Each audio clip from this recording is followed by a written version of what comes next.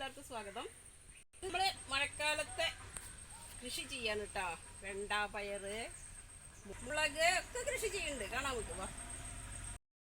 നനക്കിഴങ്ങ്, ചാണാപ്പൊടി ഇടുക, വെണ്ണൂർ ഇടുക, കോഴിക്കട്ട, ആട്ടുംകാട്ടം ഒക്കെ മിക്സിങ് ഒക്കെ ഇട്ട് കൊടുക്കുന്നുണ്ടല്ലേ? ഇതാണ് മഴക്കാലത്ത് കൃഷി. ഓക്കെ ഓക്കെ, കുറച്ച് വെണ്ണൂർ ഇട്ട് കൊടുക്കുക. ഇതിന് മുകളിൽ മണ്ണിടും അല്ലേ? മണ്ണിടും. ഓക്കെ, നാടൻ പയറാണ് ഇട്ടത്. നാടൻ പയർ. ഈ ചെടി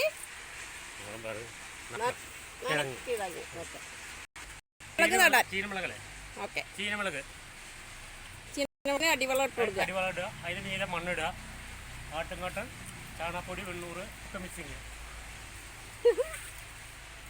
മണം വന്നാൽ മുങ്ങിപ്പോവും. അതിന് ഈ ഏരി ഉണ്ടാക്കിയിട്ടില്ലേ? ഇവിടെ വെണ്ടച്ചെടി ഉണ്ടോ? വെണ്ണൂറ് ഇടണ. ആയിക്കോട്ടെ. ഓക്കെ, ഇനി മുകളിൽ മണ്ണിടുക. ഇനി ചെടി വയ്ക്കല്ലേ? ചെടി വയ്ക്കുക. അപ്പം നമ്മൾ മഴക്കാല കൃഷിക്ക് വേണ്ടി തയ്യാറെടുക്കുകയാണ്. അപ്പോൾ ഇതുപോലെ മണ്ണൊക്കെ കയറ്റിയിട്ട് ഏരി ഉണ്ടാക്കി അതിന് മുകളിൽ നമ്മുടെ പോട്ടി മിക്സ് ഇട്ട് കുറച്ച് ചാരം ഇട്ട് നമ്മൾ ചെടി നടാൻ വേണ്ടിയാണ്. ചെടി 4 മണിക്ക് ശേഷം വെക്കുള്ളൂ കേട്ടോ, എന്നാൽ ചെടികൾ നല്ല ഭംഗിയിൽ നിൽക്കും. ഈ മുളക് ചെടിയാണ് നമ്മൾ നടണത്. അപ്പോൾ നമുക്ക് വേരിളകാതെ പറിച്ചെടുത്ത് നമുക്ക് നടാം. ചെടിയുടെ കടയ്ക്കിൽ കുറച്ച് മണ്ണും ഇതിന് കൂടെ എടുത്ത് നമുക്ക് നട്ടു കൊടുക്കാം.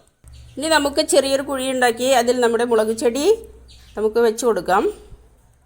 ഇതുപോലെ മഴക്കാലത്ത് ചെടികൾ നടുകയാണെങ്കിൽ നല്ല പോലെ ഉണ്ടാവും.